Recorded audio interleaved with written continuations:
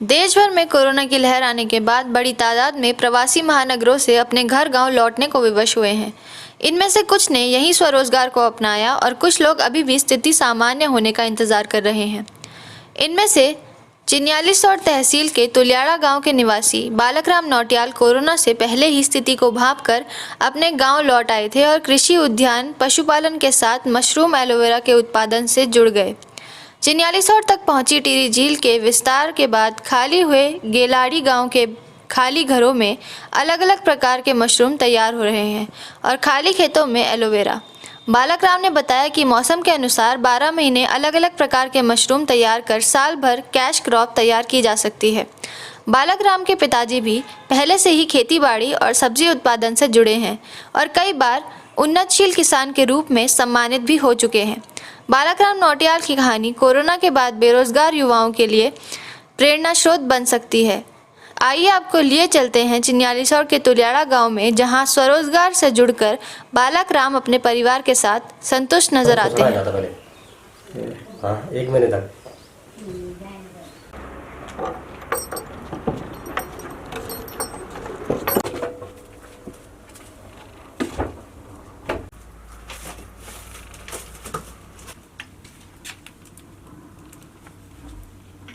क्यों छिड़काए? ये फॉर्मेलिन ने छिड़काए क्योंकि जैसे हम लोग बाहर से आते हैं ना कमरे के प्लांट में मशरूम के, तो इसमें क्या जो मतलब जो हमारे कीटाणु आते हैं पैरों में, तो जैसे हमारा जूते पहने हुए तो इससे मतलब बचाव करता है। कई लोग आए, घर के लोग, कुछ लोग आए, कुछ मतलब अपने घर की मछली भी डालने की खरीद मेरी, इसमें मेरी 100 मछलियाँ काफ़ी बड़ी हो गई अब तो, मतलब खाने के लायक हो गई, मगर हमको इसके अंदर मुर्गी है, मुर्गी आई। अच्छा, इसकी बीज ठंडी में लेके आता हूँ, हटा देंगे फिर नहीं तो इतनी गर्मी में रह जाती है मुर्गी? हाँ, रह जाती है, दुनिया थोड़ा धूप भी है। हाँ, तब तो हटवा पड़ लूँगी, उसमें ठंडी में खाया हटा देंगे इसको।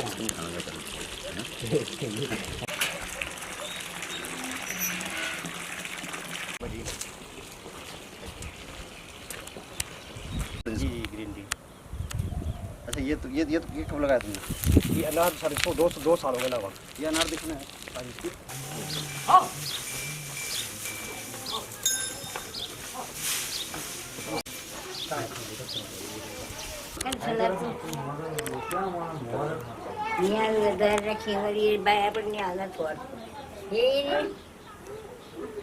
कितना मतलब अभी तक जो साल भर का कितना निकाल देते हैं आप इसमें से? सर मैंने अभी अक्टूबर से शुरू किया, लगभग मैंने अभी करीब 5 कुंटल के करीब बेच दिया है जी। सरकारी कोई मदद मिली है सर से? जो सर मैंने अभी ये प्लांट्स लगाया है, ये पहाड़ी वाला और डिंगरी वाला, ये मैंने अपनी मेहनत से बनाया है। इसका जो भूसा है मिक्स किया है। अब मेरे साथ जो हमारे गाइडलाइन किया है मेरे मामा जी ने किया है, पुरुषोत्तम उनियाल जी ने, और मैंने अपनी मेहनत से किया। इससे पहले जो मैंने लगाया था विभाग की मदद से, जो मेरा गेलाड़ी वाला था प्रकृति छतरी बटन, वो मैंने उद्यान विभाग की मदद से लगाया था अक्टूबर में। उद्यान विभाग ने सर मेरी 8 कुंटल बैग जो मुझे दिया था, उन्होंने वो मदद की मुझे, और जो मेरा बांस का स्ट्रक्चर बना है वो अपने पैसों से मदद से। सर अपना रोजगार जो होता है वो तो बहुत ही अच्छा होता है, क्योंकि उसमें जो है आदमी 24 घंटा भी नहीं पी पाता है। अब मैं भी जो है मतलब बचपन से हमने इसी काम को किया है। हम औरों को भी सिखाते हैं कि मतलब फार्म स्कूल जो मेरे पास आया था, मैंने सबको ट्रेनिंग दी थी, सबको ये बोला कि लाइन से वो पहले लहसुन प्याज वो, उसके बीच में जो है बीन वो, उसकी सब्जी बीज में आएगी, वो प्याज लहसुन निकलेगा, उसके बाद जो है फिर वो दूसरी सब्जी तैयार हो जाएगी। बेनिफिट इसी में होता है, क्योंकि मतलब अगर 80,000 का तो प्याज निकल गया उसका, इसके बाद जो है लहसुन भी जो है मतलब 60-65 हज़ार की उसकी निकल गई, उसके बाद जो है बीन भी निकल जाती है, उसमें भी बेनिफिट है। इसमें कोई चीज़ में हम ऐसा नहीं जी मतलब किसमें वो होगा, लेकिन हर चीज़ में जो है बेनिफिट ही होता है। सर यहाँ पहाड़ों में जो स्थिति आ रही है, मतलब इस रोजगार के लिए करने के लिए तो सभी लोग कर सकते हैं इस काम को, लेकिन उसने ट्रेनिंग की जरूरत है सर, मदद की जरूरत है सरकार से। सर संस्था के माध्यम से भी ट्रेनिंग दी जा रही है गांव-गांव में जाकर, और ये नाबार्ड के माध्यम से और उद्यान विभाग की मदद से भी। सरकार भी कह रही है कि लोन भी देंगे, सब कुछ सुविधाएं दे रही है, फिर भी लोग अडॉप्ट नहीं कर पा रहे हैं इसको। कमी क्या है? लोग मेहनत नहीं करना चाह रहे हैं या लोग क्या कोई और दिक्कत है? मेहनत करने बहुत कम चाहते लोग, तो ऐसे चाहते हैं फ्री मिल जाए, और फिर हम खाए। कुछ लोग ऐसे है कि मतलब मेहनत करना चाहते, कुछ लोग मेहनत करने नहीं चाहते। अच्छा, ये अभी कोरोना की दूसरी लहर चल पड़ी है, देश भर के जो लोग हैं वो वापस आ रहे हैं। आपको लगता है कि अब गांव में, आपके गांव में कितने लोग हैं जो प्रवासी थे जिन्होंने रोजगार शुरू किया है इस तरह से? करीब गांव में 35-40 लड़के हैं जो कि मतलब कुछ लोग तो अपना स्वरोजगार चला रहे हैं। हाँ। किस किस तरह का स्वरोजगार किया उन लोगों ने? कोई कृषि कार्य कर रहा है, कोई किसी ने घोड़े खच्चर लाए, कोई मतलब मछली का कर रहा है। अच्छा, ये एक सही बात बताएं कि जिस तरह आपने किया, खेती बाड़ी में या पशुपालन में फायदा है? मतलब जो लोग प्रवासी हैं कर पाएंगे इसको? जी, हम लोग तो सर कर पाएंगे, मतलब जो प्रवासी आए हैं सभी लोग तो नहीं कर पाएंगे, कुछ लोग कर पाएंगे। दिक्कतें क्या हैं, क्या होती है दिक्कतें? दिक्कतें सर पहाड़ों में ये है कि फल पट्टी है या पशुपालन है या मुर्गी फार्म है, फिश पॉन्ड है, या जो एलोवेरा वगैरह आपने लगाया है, क्या बेहतर है इन सब में जो इजी है प्रवासियों के लिए? क्या है, कर पा रहे हैं नहीं कर पा रहे हैं? सर मैं कर तो पा रहा है, लेकिन कहीं पहाड़ों में कुछ ना कुछ समस्याएं हैं। मतलब कहीं पानी की समस्या है, कहीं खेती की समस्या है, कहीं मतलब जंगली जानवरों की समस्या है। मतलब ये जो सरकार की तरफ से कमी होती है या लोग मेहनत नहीं करना चाहते या कुछ इस तरह अपनी तरफ से, या सिस्टम में कुछ कमियां हैं कि काम सही टाइम पर हो नहीं पाते? सरकार की तरफ से सर प्रयास तो किए जा रहे हैं, लेकिन कुछ लोग तो कर रहे हैं, कुछ लोग नहीं कर पा रहे हैं, क्योंकि मतलब कुछ लोग मैंने देखे घूमने में नजर आते हैं।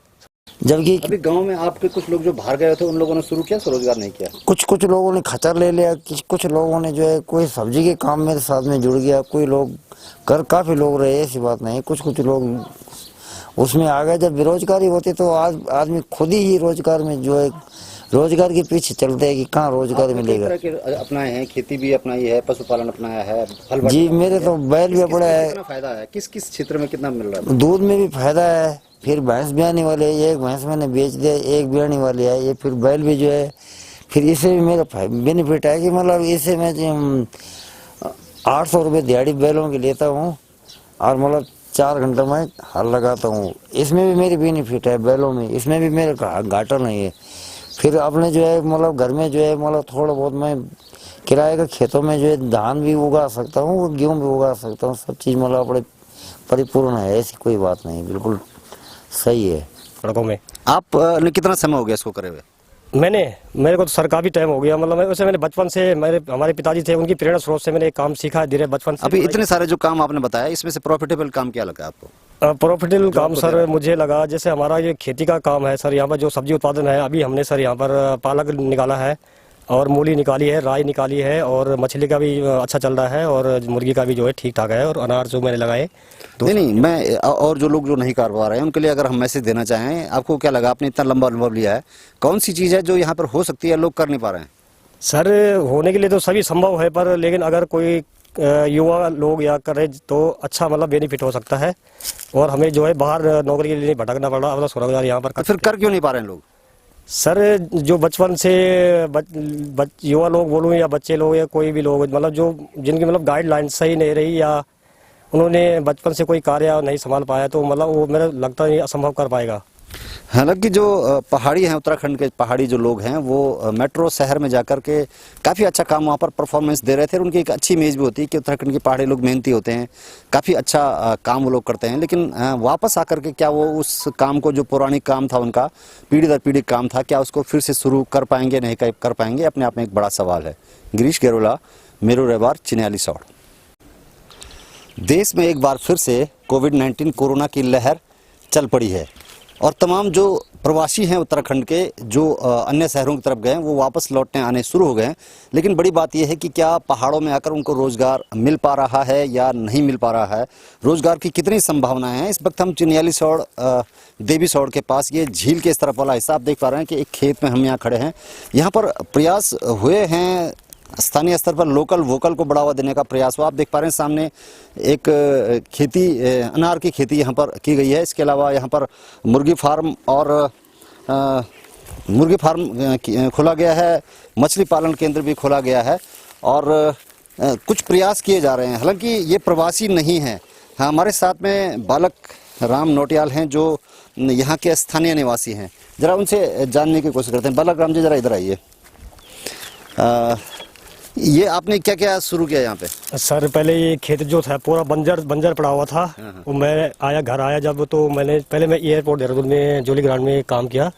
उसके बाद मैंने देखा हमारे गांव की मतलब जो खेत थे हमने ये खरीदा पहले तो ये पूरा बंजर पड़ा लटका हुआ था। और उसके बाद जो है मैंने पहले खेत बनाए ऊपर वाले, फिर उसके बाद मैंने बढ़िया ढंग से बनाए, फिर मैंने उसके बाद यहाँ से दीवार लगाई और अनार के पौधे लगाए। और इसके बाद जो है मैंने यहाँ पे फिश पॉन्ड भी देख रहा हूँ मैं, इसके ऊपर एक मुर्गी का फार्म है। ये आइडिया कैसा है यार, क्या है इसमें? सर मेरे दिमाग में आया कि मैं जब बेरोजगार भटक रहा था मैंने सोचा कि यहाँ पर क्यों ना ऐसा काम किया जाए जिससे मतलब मुझे स्वरोजगार के लिए मतलब मुझे कुछ काम शुरू किया। और मुझे हाँ नहीं, क्या क्या है इसमें ये बताओ सीधे। इसमें सर इसमें तो है मछलियाँ हैं, 100 फिशेज है। और कौन सी प्रजाति की है?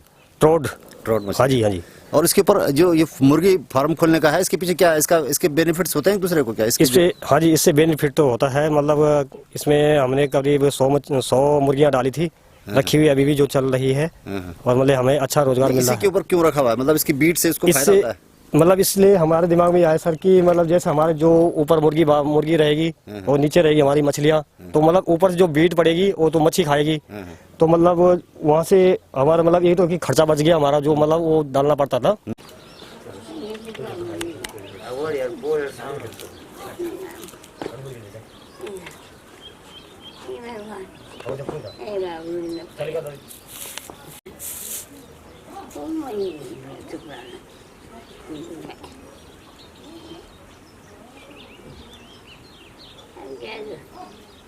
सब्जी बनाएगा थोड़ा बहुत, मशरूम सब्जी बाहर बनाएंगे थोड़ा।